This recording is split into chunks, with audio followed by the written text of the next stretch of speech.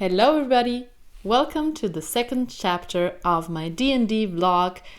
This one is called the Seagrow Cave. You always forget about me. Hi! I'm here as well.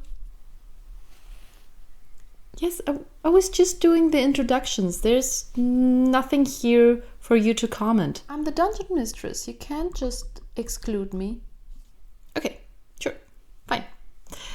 Anyways, let's get back into our story.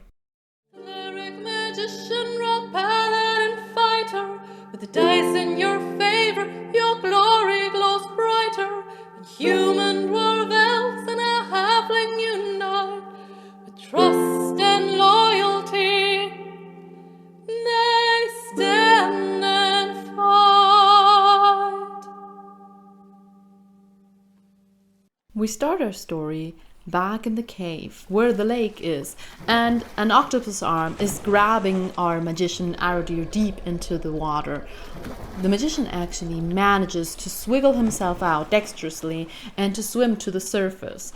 The octopus arm tries to take revenge and tries to attack him, but he misses, so he swooshes out and is right beside him. And this is the chance for Arodir to grab him and to attack him with his electric shock. And this means that the octopus arm is finally finished off, is finally dead, and the complete creature is now only spores flying around.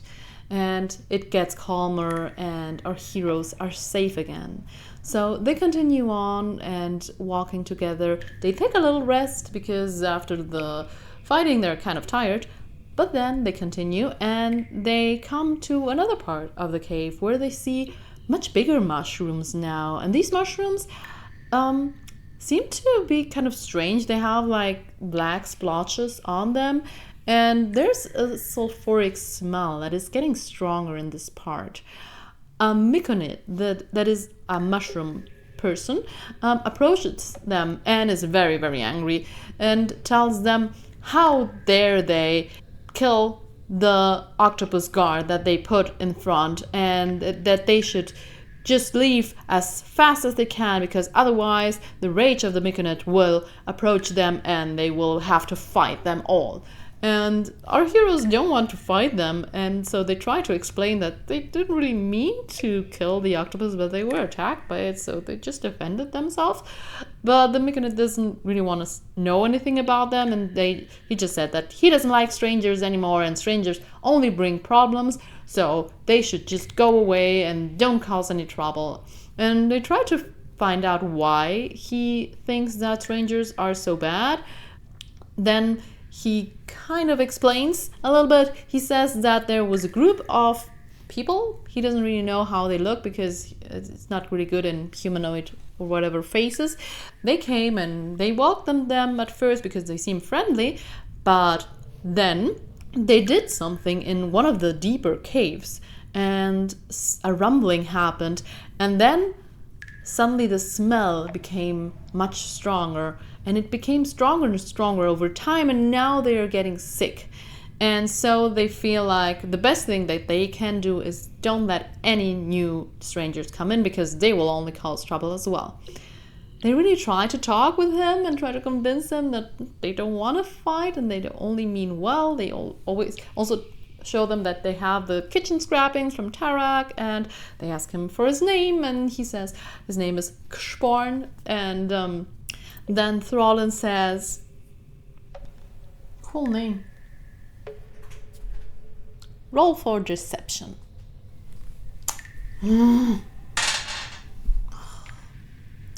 7. Well, he definitely doesn't believe you. I was being honest.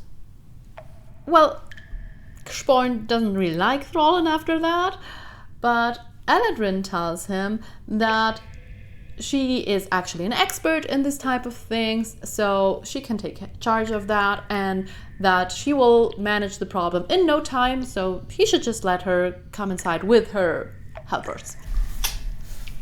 Trust me, bro. So he's convinced and lets them continue on. and shows them where in the cave it's coming from, the smell is coming from. And it's a deeper cave, and he tells them that they have to be careful because there seems to be some kind of creatures down there.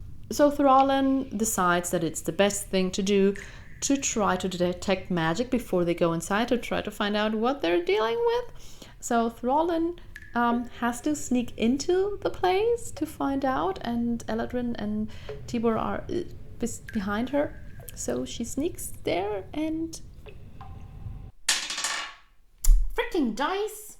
Well, you definitely know that there's something in that cave. And it is attacking you. So, roll initiative. So, the attack was from one of two creatures that are kind of like dragons, but smaller, and they don't really have legs, so it seems to be something of a familiarity to dragons, a dragonling maybe. And they have this strong steam attack that has hurt 3 of our heroes. Arodir is way in the back, as he should be, and so he was not hurt by this, but our other heroes are kind of badly hurt already, and they go right to the attack. Eladryn attacks with her bow, and Throlin attacks with her holy flame. The dragon tries to attack Throlin right in the front, but only manages to do a little bit of an injury in her, so she just shakes it off. And then Arodir comes from the back and attacks it with his magic missiles, and this finishes the dragonling off completely. But there's a second one, and this one is approaching. So Tibur goes to him, and then this second dragonling also does this steam attack, and now our heroes are quite badly hurt. And so you can see how Tibur attacks the second dragonling with his axe and manages to hurt him a little bit, and Eladryn as well with her bow. Arodir attacks him with his ice attack, and then Throlin is able to kill him off with her holy flame once more. And so now they can start to investigate this cave and why this strong smell and this strong sulfuric gases are coming from. And they can see that there's some kind of rupture in the ground, in the stone of the volcanic floor, and this steam is coming from underneath. This seems to be that had happened quite recently, actually. They can see that these gases cannot now dissipate anymore, because there was a hole in the upper part of the cave that is now completely blocked by a red crystal, and the light is coming from this red crystal inside the cave. So that is why the whole cave has kind of a red light. They can see that, or they perceive, Arodir perceives that there's some kind of magic creature inside of this as well, some kind of magic danger that they want to avoid. So they decide to try to not break the crystal but still take it out, and they do that. They go and try to wedge their way through the crystal to all the corners of the crystal, and then they have to try to slide it very carefully outside, which is a very difficult task. But we have kind of a clumsy rogue and cleric. And so on the one side where Throlin and Eladryn are, it breaks down and the crystal smashes. Oops. And inside the crystal there is an obsidian egg, and this also burst open, and out comes a fire snake. And this fire snake goes right into the attack to our paladin and bites Tibur in the leg. And because it is a fire snake, it is very hot, and this burns him a lot because his armor is all metal, so this heats up quite heavily, and so he is hurt. But he smashes his axe into the body of the snake, and he manages to really hurt the snake with this. And Arodir goes also to the attack, and he positions himself to do his magic missile once more against this snake, and he prepares himself and goes.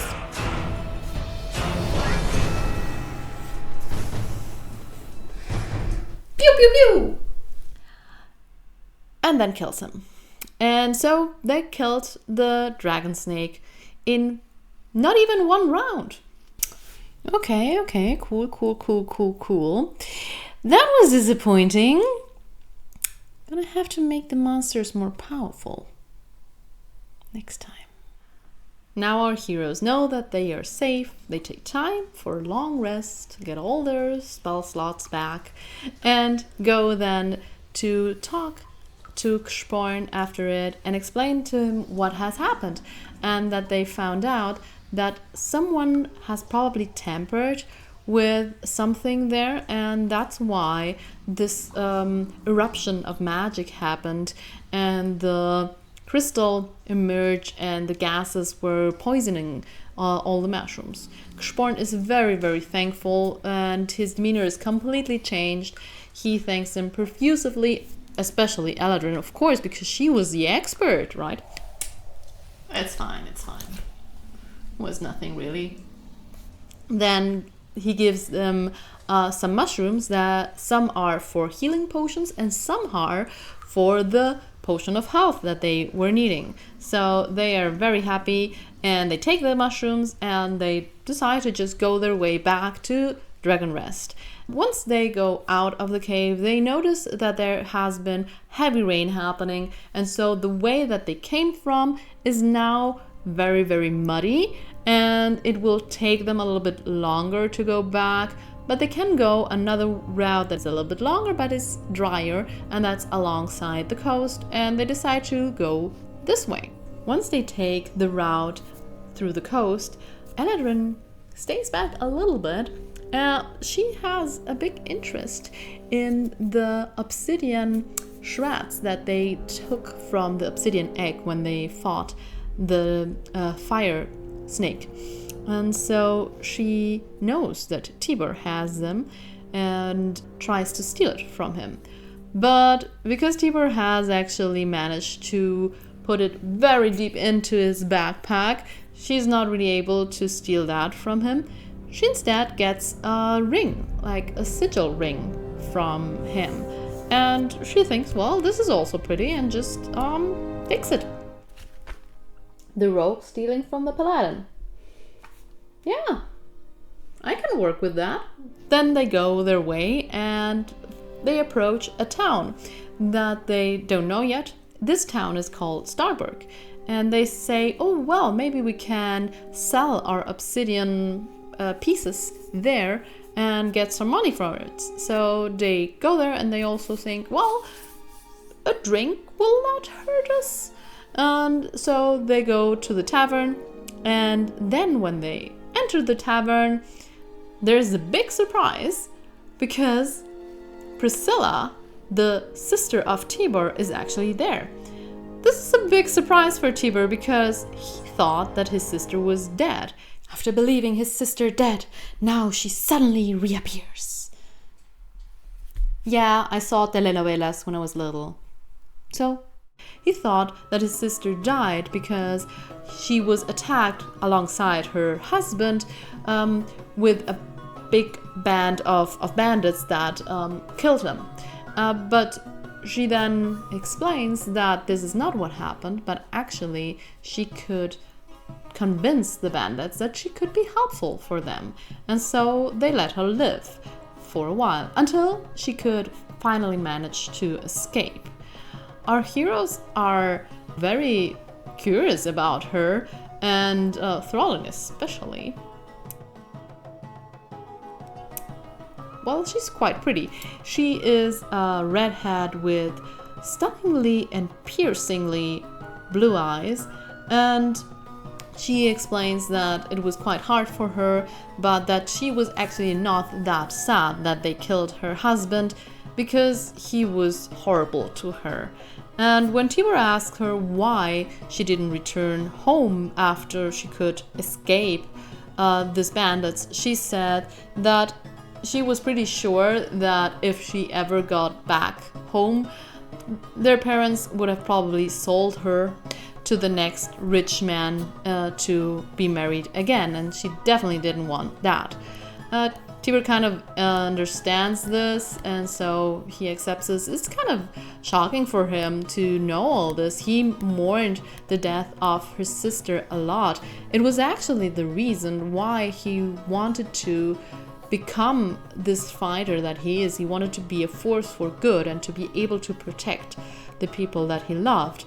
And now this seems very strange for him to see his sister in all this, and is quite overwhelmed with this. They continue talking with Priscilla, and Eladryn has the idea that maybe Priscilla can buy the pieces of obsidian, and she's actually very interested in it, and offers them a very good price for it.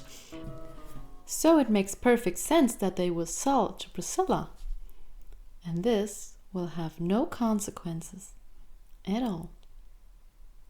But she also sees that there is a blacksmith, that they knew that the blacksmith would probably be here, so she approaches the blacksmith as well and talks to him, and tries to see if he would be interested in the obsidian pieces. He says yeah, he would buy it, but the price that he tells her is really not as good as Priscilla's, so Eladryn is not convinced by that.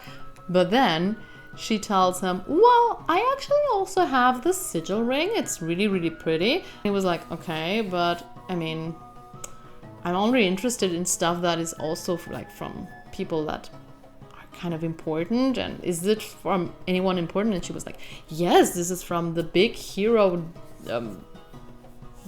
Dumbledore.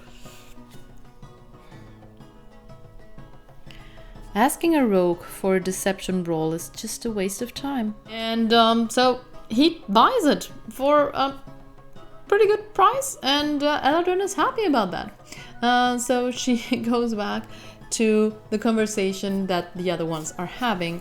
Priscilla actually finds out that they are staying in Dragon Rest, so she asks them if they could perhaps get something for her, because she cannot go to Dragon Rest herself. She's not allowed because Barnath saw that she has a tattoo that she has from the bandits that tattooed her skin, kind of marking her as part of them, and because of that she's not allowed to go there, but she needs a stone that is embedded in a statue. And they say, well, okay, we can ask Runara, the eldest of the town, if we can have it. And Priscilla is not happy with this, because she says, no, Runara will not be able to give this, and she will not want to give it, so you would have to get it in another way. And then our heroes are kind of skeptical about Priscilla and try to say, well, they cannot do that. It's not the right thing to do. Why does she need it so bad? Why do she need something to be stolen for her? And then she explains that there's a magician that is forcing her to get it, and she's very, very afraid of him, so that's why she needs it. Our heroes are a little bit skeptical. Even Throlin is a little bit skeptical. I think I should roll inside. Yeah, I believe her. And Arodir is first as well. I think I'm also gonna roll up for insight. Yeah, no. Seems to be legit. But Priscilla's pretty convincing. You forgot to mention that they asked Priscilla about Yimek, the friend of Arodir that is dead or missing, and she tells them that she traveled with him for a while, and then when it gets to the observatory she kind of gets evasive, and this is for no reason. She's keeping no secrets. And so they decide to at least try to help her. Priscilla dismisses this and says that if they cannot get the stone for her, then they cannot really help her at all. This makes Tibur a little bit sad. He doesn't really want to steal anything for his sister. Eladryn, on the other hand, asks her about the price and thinks that 100 gold is kind of a good price, so sure, she can try that.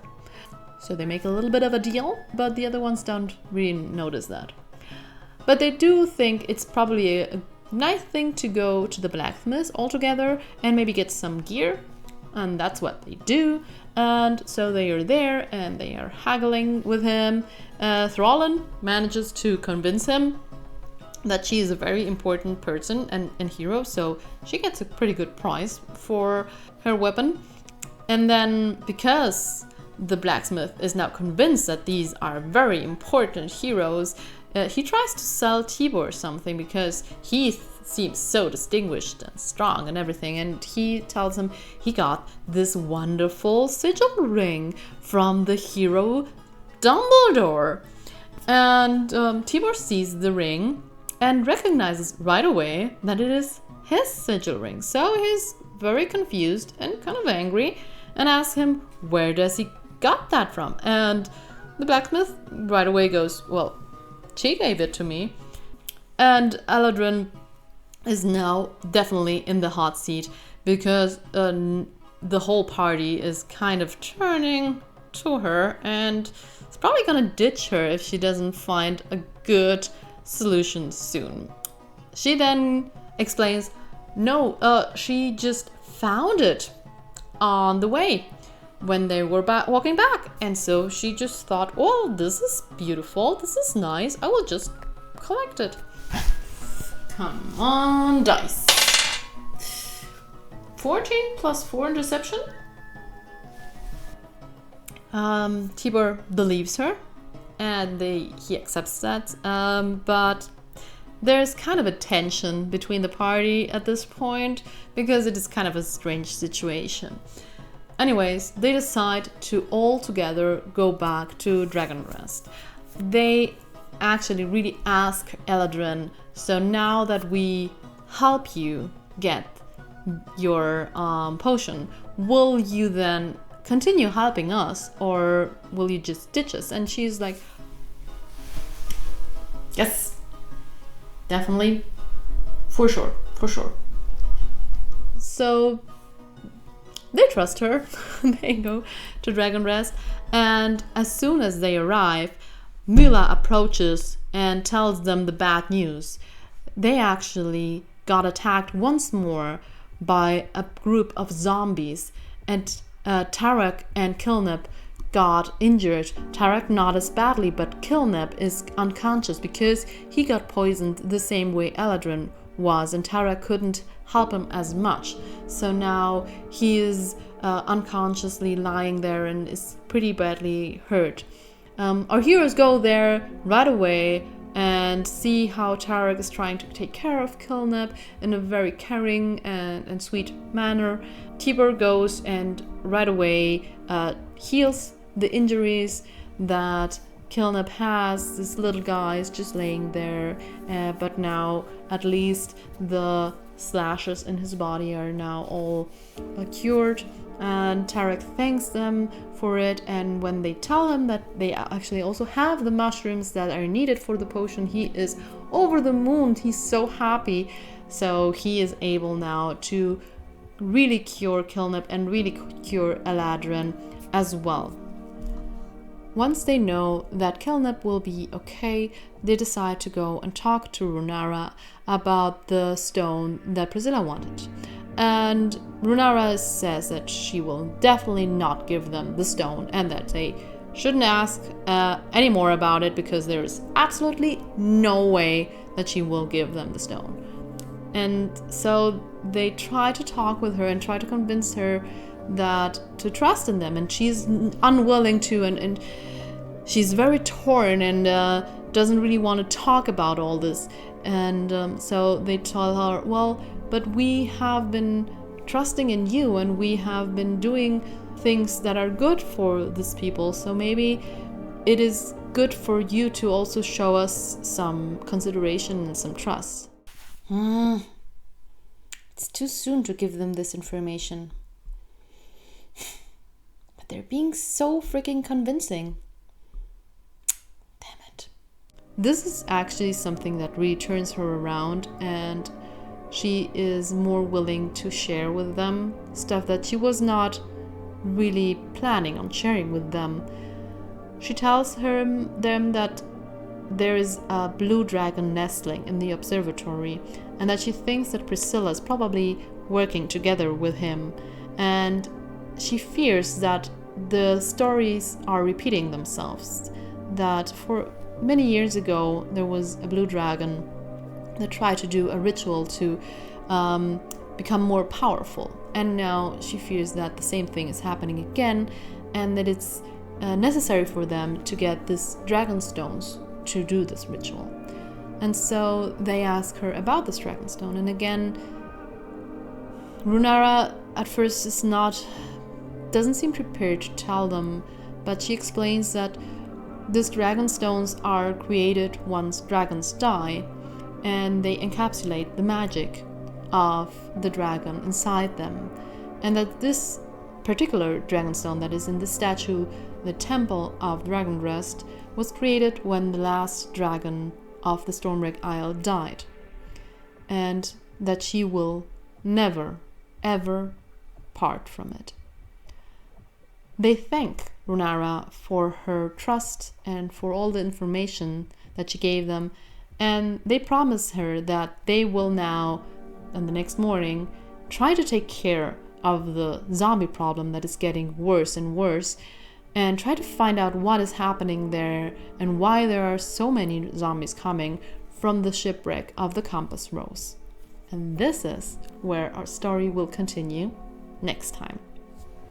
If you have watched until the end, thank you so much. I really appreciate it.